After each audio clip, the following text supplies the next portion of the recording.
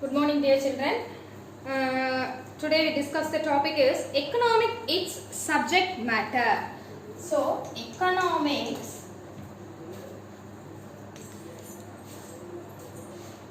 its subject matter. So, என்னென்ன matters economicsல இருக்கு அப்படினு பார்க்கலாம். ஓகேயா? So first, economics focuses on the behavior and interaction among economic agents, individuals and group belonging to an economic system. So economic factors வந்து எதெல்லாம் consider பண்றாங்கமா? First one, behavior and interaction among யாருக்கும் அப்படினா economic agentக்கு, economic agents, next individuals,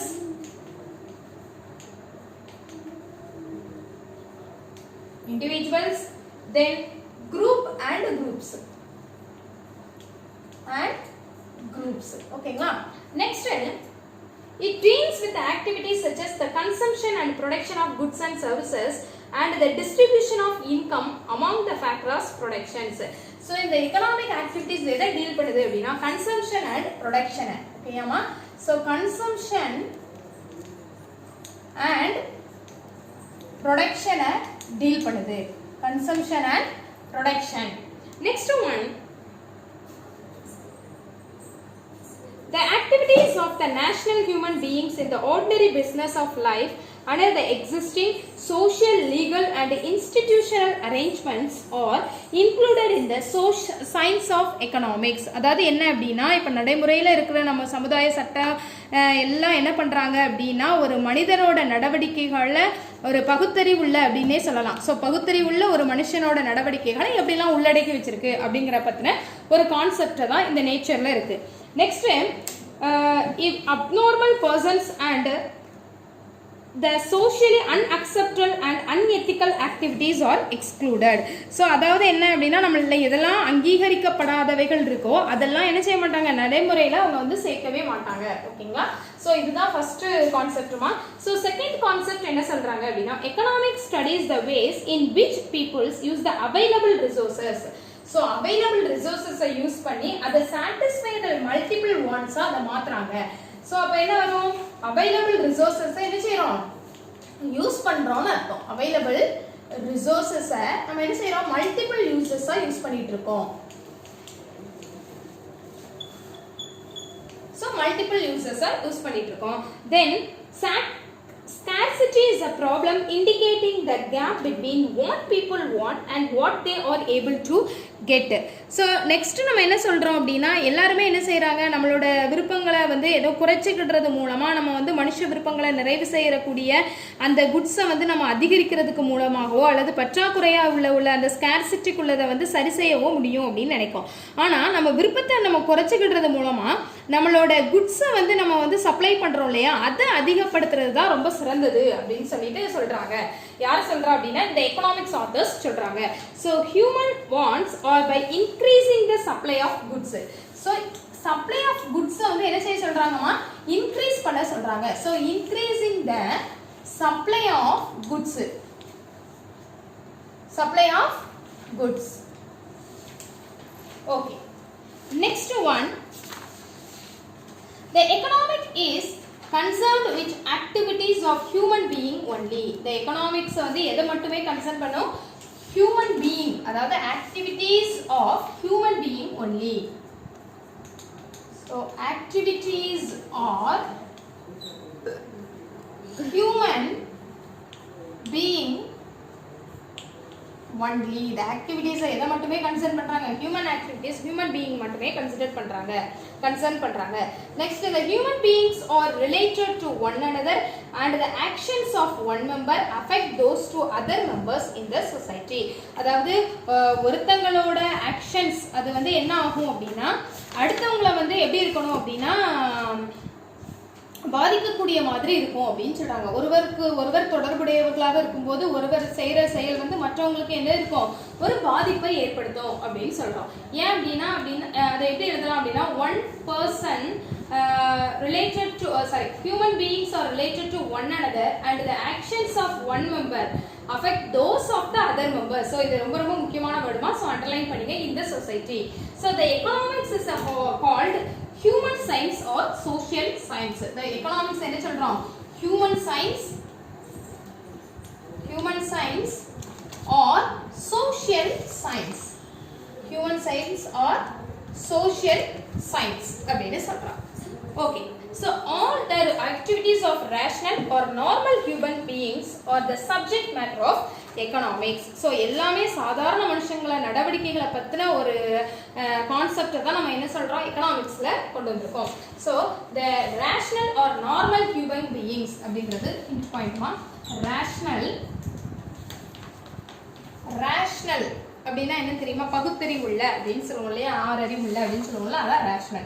So rational or normal human beings.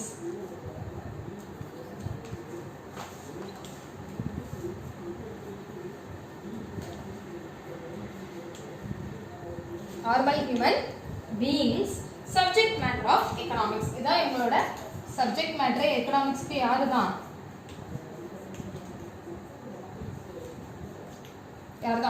rational and normal human beings. Then all human activities are related to wealth constitute the subject matter of economics. எல்லாமே என்ன பண்ணிட்டே இருப்பாங்க wealth மட்டுமே சார்ந்து இருக்கிற மாதிரி என்ன செஞ்சிட்டு இருக்காங்க எகனாமிக்ஸ்ல சொல்றாங்க. ஆனா thus the human activities not related to wealth. So human activities not related to என்ன ஆகும் wealth கூட related இல்ல.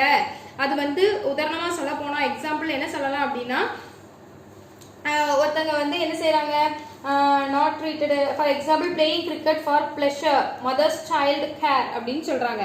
அதாவது என்னன்னா ஒருத்த மகிழ்ச்சியா வந்து என்ன செஞ்சுக்கிறான் பேட்டை வச்சு விளையாண்டுட்டு இருக்கான் அப்படின்னு சொல்றாங்க. அதே மாதிரி ஒரு தாயோட பராமரிப்பு எப்படி இருக்கும் ஒரு குழந்தைக்கு எப்படி பராமரிப்பை கொடுக்கோ அதே மாதிரி தான் என்னது அப்படின்னா இந்த எக்கனாமிக்ஸ் வந்து இருக்கும் அப்படின்னா அது கிடையாது. ஆனா இது வந்து ஃபுல் அண்ட் ஃபுல் எது ஓரியன்டா தான் இருக்கும் செல்வத்தை பத்தினது வெல்த்தை பத்தினது தான். ஆனா இவங்க வந்து ஒரு வெல்ஃபேர் கிடையாது அப்படின்னு சொல்றாங்க. ஓகேயா? ஸோ இது ஃபுல் அண்ட் ஃபுல் என்னதுதான் வெல்த் ஓரியன்டான ஒரு விஷயம். ஓகேயா? வெல்த் ஓரியன்டான ஒரு விஷயம்.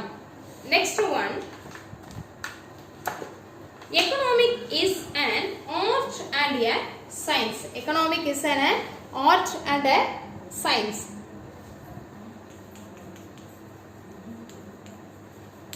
Is an art and a science. Art and a science. So art is the practical application of knowledge for achieving a particular goals. Artனா நமக்கு என்னது? Artனா என்ன சொல்லுவோமா? Particular knowledge.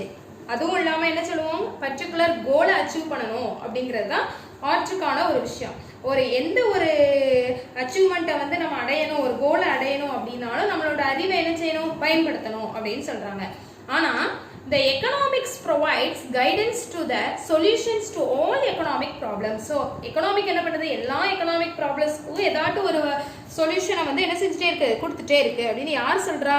ஏசி பயோ அப்படிங்கிற ஒரு ஆல்ஃபர்ட் பிஹூ ஆல்பர்ட் மார்ஷல் மற்றும் என்ன செய்யறாங்க மற்றவங்க எல்லாருமே others regard economics is an art அப்படின்னு சொல்றாங்க. So practical application. ஸோ ஆர்ட்னா என்ன அப்போ அப்படின்னா practical application of knowledge. Practical application of knowledge for achieving a particular goal. For achieving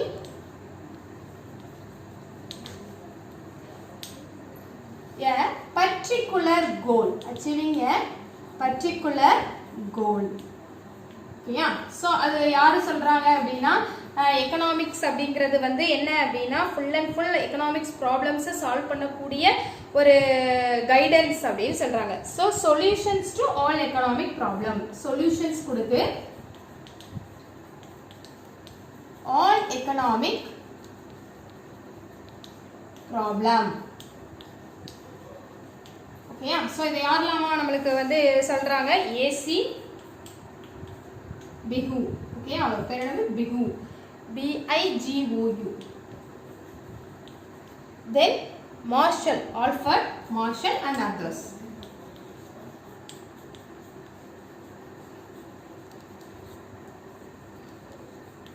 And others. ஓகேங்களா, that's all. Okay, next in economics as a science. So ஆர்ட்னு ஒருத்தவங்க சொல்லிட்டாங்க, in economic as a science அப்படின்னு ஒருத்தவங்க சொல்றாங்க.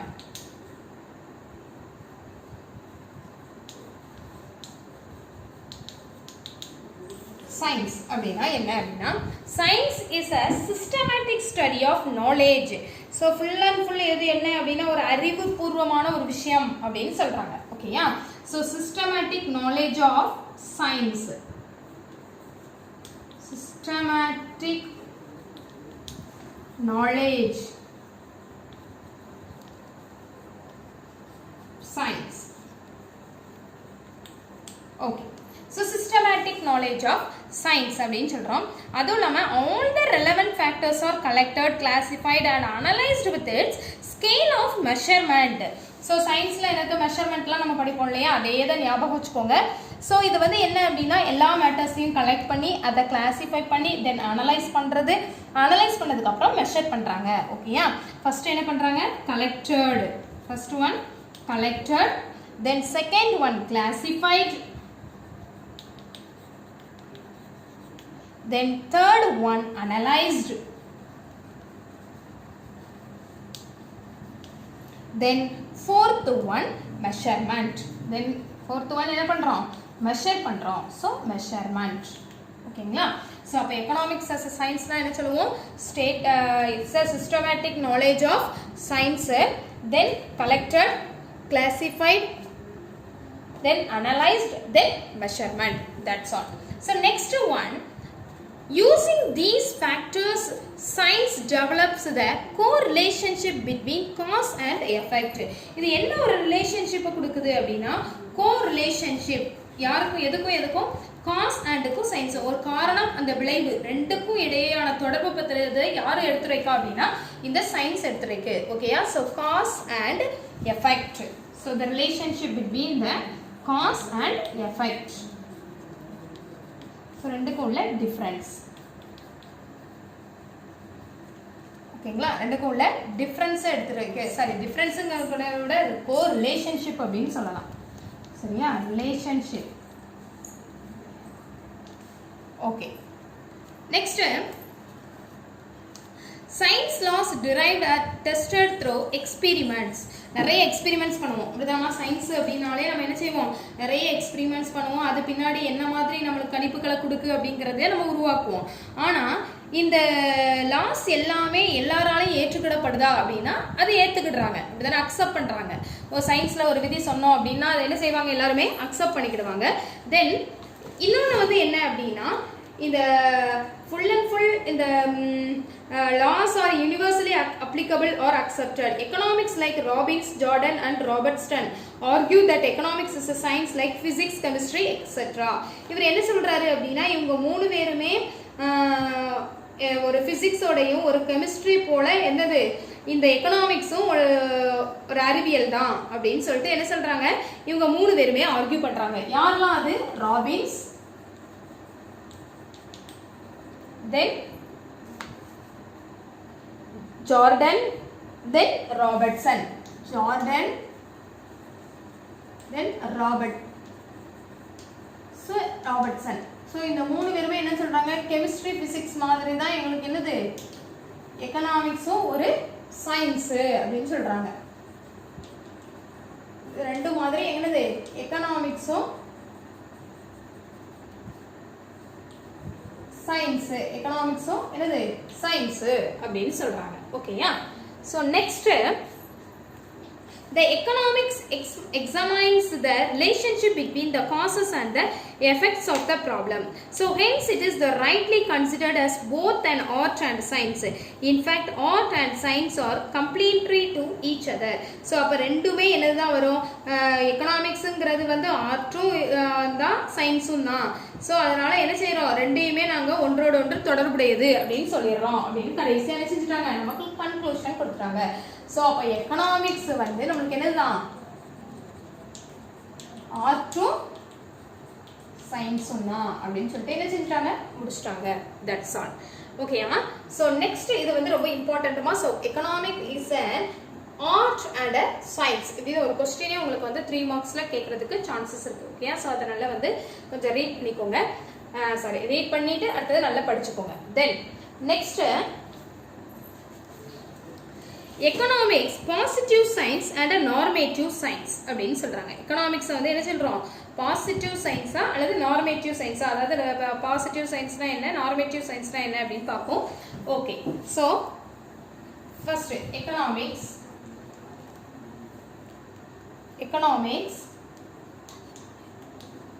positive science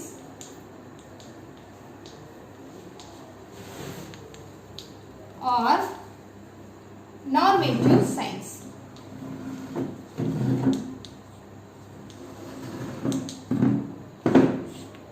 Okay, economics normative science அல்லது என்னது positive science ஆ பார்ப்போம். So positive science deal with what it is means. It analyzes the problem on the basis of facts and examines its causes. Okay, so positive science na நமக்கு என்னது உள்ளவாது சொல்றது தான் நம்ம என்ன சொல்லுவோம், positive science அப்படினு சொல்லுவோம். அதாவது என்ன அப்படினா இப்போ பிரச்சனை உண்மையிலேயே எங்க இருந்து வந்துச்சு, அதோட காரணங்கள் என்ன அப்படிங்கறத அடிப்படையா கொண்டு வரது தான் நம்ம பாசிட்டிவ் சயின்ஸ் சொல்றோம். எடுத்துக்காட்டா என்ன சொல்லலாம் அப்படினா, example பாருங்கமா, at the time of price increasing causes are analyzed. அந்த டைம்ல விலை எப்படி ஏறுது, அதற்கான காரணம் என்ன அப்படிங்கறத அனலைஸ் பண்றது தான் பாசிட்டிவ் சயின்ஸ். சோ பாசிட்டிவ் சயின்ஸ்னா என்ன, டீல். சோ பாசிட்டிவ் சயின்ஸ்க்கு என்ன சொல்லுவோம், deals what it is, deals with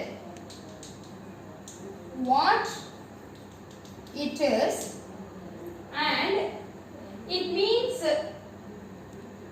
the analysis of problem. So இது வந்து என்னது, analysis of problem அப்படினு சொல்றோம். ஓகேமா?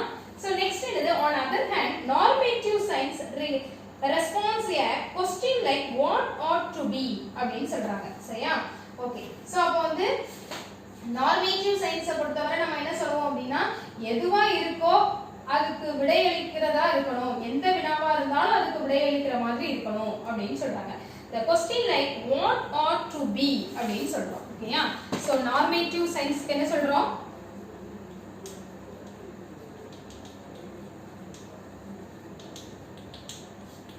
நார்மேட்டிவ் சயின்ஸ்க்கு எதுவா இருந்தாலும் பரவாயில்ல, அதுக்கு நம்ம क्वेश्चनக்கு ஆன்சர் பண்ற மாதிரி இருக்கணும் அப்படின்னு சொல்றாங்க.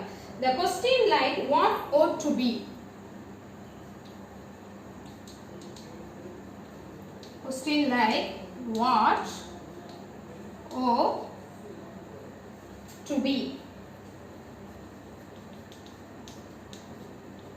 Okay, yeah, that's all. Then here the conclusion and results are not based on the facts. ஆனா conclusion எப்படி இருக்கும், fact இருக்காது, but on different considerations belonging to social, cultural, political, religious realms. Okay, so அப்ப நமக்கு வந்து solution எப்படி இருக்காது, பாசிட்டிவா இருக்காது அப்படினு சொல்லிட்டாங்க. there are basically subjective nature அப்படினா நமக்கு சொல்லிருக்காங்க. so basically இது என்னதா இருக்கணும், subject is nature. ஓகேமா? okay, so next so 3 statements about each type are given below. First one, positive economic.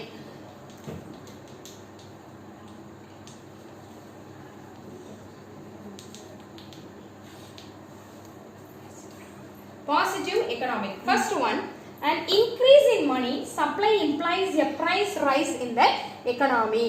நம்மளோட அந்த சப்ளை ஆஃப் மணி வந்து நமக்கு வந்து அதிகமா இருக்கும் அப்படிங்கும்போது நமக்கு என்ன மாதிரி இதை கொடுக்கும் அப்படின்னா, பிரைஸ் வந்து ரைஸ் ஆகும் அப்படின்னு கொடுத்துருக்காங்க. So supply implies price rise. ஓகேயா? Supply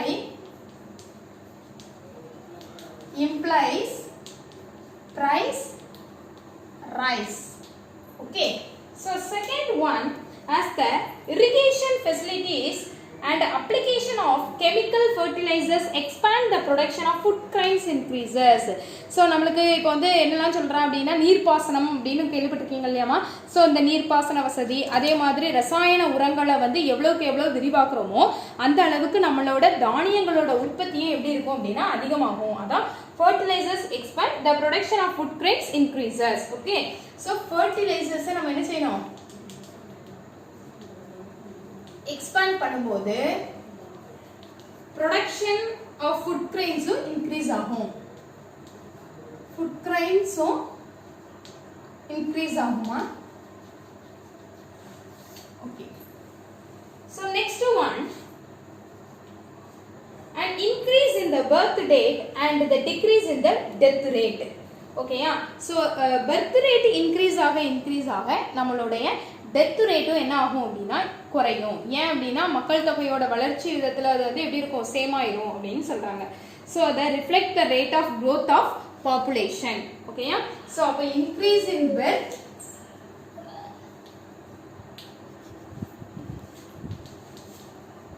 decrease in death.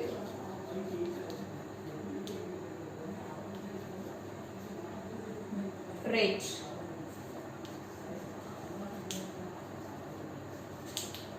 Yeah, that's all. So next one, so first positive economic line varum, supply implies price rise. Then fertilizers expand பண்ணும்போது food grains also increases. Then third one, increases in birth rate, then decreases in death rate. So populations அப்ப நமக்கு என்ன ஆகும் அப்படின்னா decrease ஆயிட்டே இருக்கும். ஓகேயா? So population நமக்கு increase ஆகும், population அந்த rate வந்து increase ஆகும். Then next one, normative economics.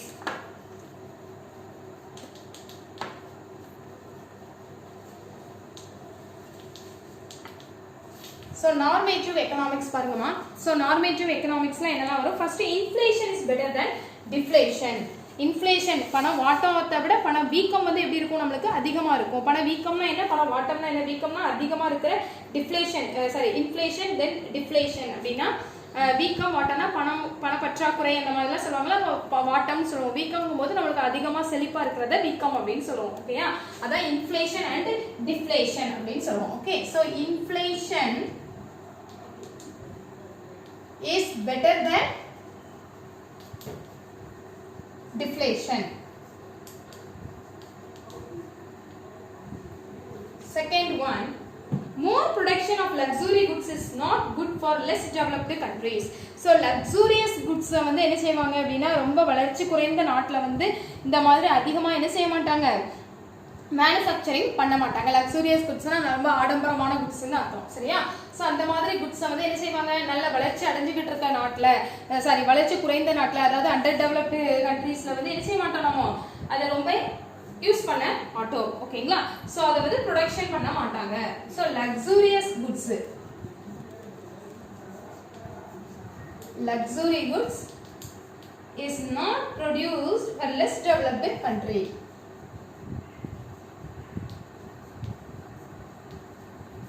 Less developed country. Okay, amma. Then third one,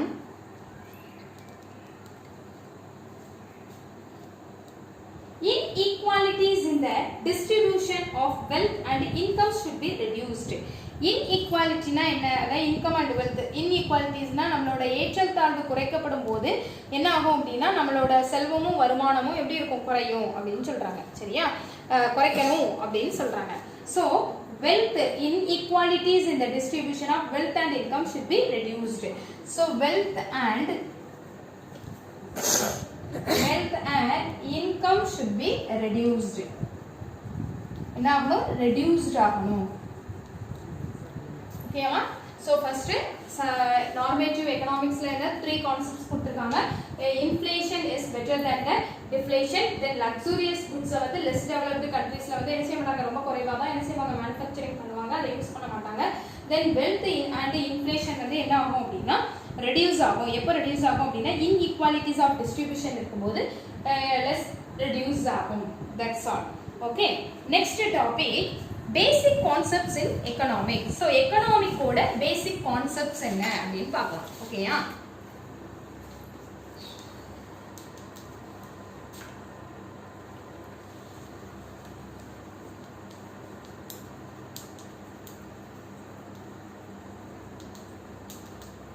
So basic concepts என்ன கொடுத்திருக்காங்க அப்படின்னா, first one, like other sciences, economics is also has concepts to explain its theories.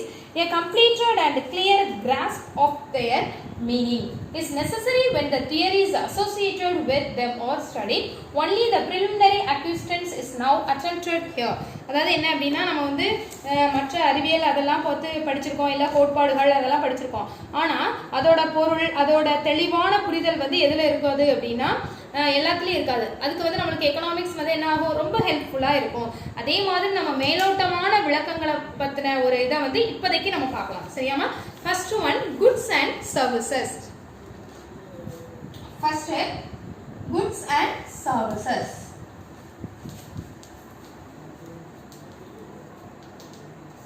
Goods and services. So both goods and services satisfy human wants. In economics in terms, goods implies the term service also unless specified otherwise. Okay amma? So first எல்லாமே என்னதான் goodsம் servicesம் எப்பவுமே என்னது human wants வந்து satisfy பண்ணும். அப்படிதானே? human wants வந்து என்ன செய்யும்? satisfy பண்ணும். human wants satisfy பண்ணும்.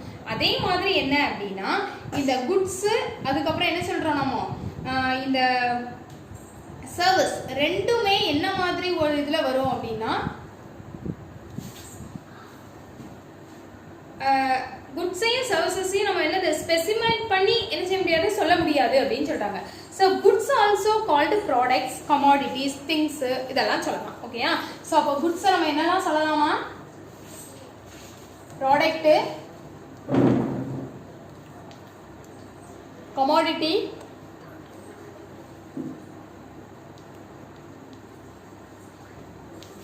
then things. ஓகேயா? சோ இந்த மாதிரி சொல்லலாம். goods என்ன சொல்லலாம்? product, commodity, things. so goods ஓட various names கேட்டாங்கன்னா என்ன இருக்கு? product, commodity, things அப்படினு சொல்லலாம். so first பாரு, as material things they are tangible. so material things எப்பவுமே எப்படி இருக்கும்? tangible-ஆ இருக்கும். tangible-னா என்னதுமா? நம்மளால தொட்டு உணரக்கூடிய ஒரு இதா இருக்கும். ஓகேங்களா? so first one tangible goods-ஆ இருக்கும். second one have physical dimensions, that is their physical attributes can be preserved over time அப்படினு சொல்றாங்க. சோ இது வந்து ஒரு உருவமாவோ அவற்றுக்கு வந்து நம்ம வடிவம் கொடுக்க மாதிரி நீண்ட காலத்துக்கு பாதுகாக்கக்கூடிய ஒரு பொருளா என்ன இருக்கும் அப்படின்னா இந்த மெட்டீரியல் திங்ஸ் இருக்கும். ஓகேயா? சோ அப்ப என்னது அப்படின்னா இது வந்து physical dimensions. physical dimension, then physical attributes.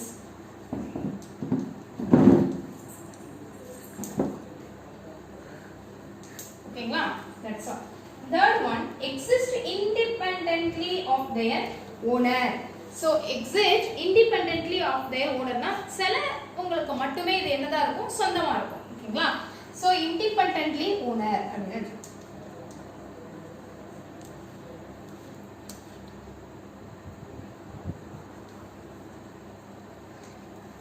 owner.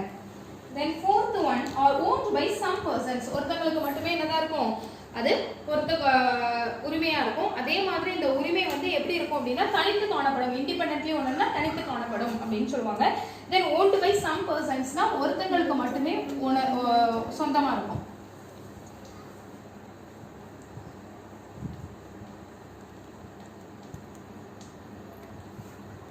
fifth one or transferable. இத வந்து என்னலாம் மாற்றலாம். ஒருத்தங்கள்ட்ட இருந்து ஒருத்தங்களுக்கு நம்ம என்ன செஞ்சுக்கலாம்? மாற்றிக்கலாம். transferable. then sixth one have value in exchange. so இத வந்து என்னது? மாற்றக்கூடிய பரிமாற்ற மதிப்பு உடையவையா அப்படினு சொல்லலாம். இத value in exchange அப்படினு சொல்றோம்.